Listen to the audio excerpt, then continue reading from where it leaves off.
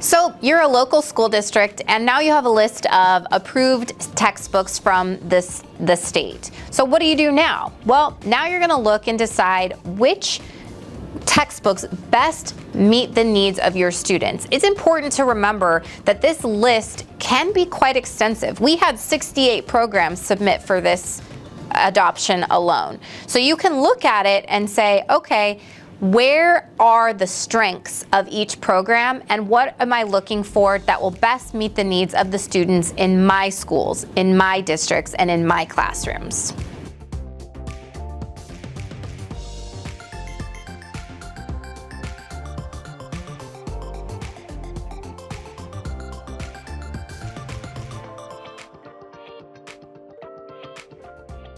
For help and support in implementing this in your district and for your specific students, we have something called the Guidance for Local Instructional Materials Adoption, affectionately called the GLIMA internally.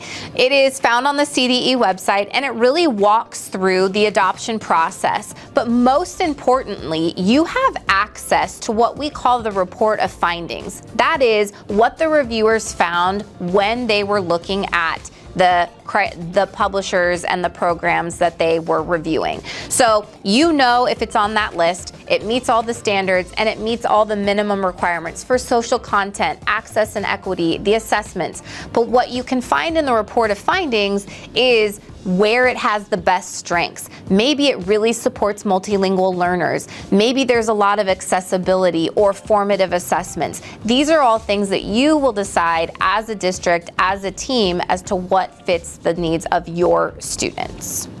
When you're making a decision for your district and you're piloting materials, you might find it the most advantageous to mirror what we had done at the higher level in having a myriad of different expertise on each panel, mainly classroom teachers, but feel free to have administrators. Maybe you even want a parent in there as well, because they're going to bring a different perspective and make the most whole-rounded decision that you could have.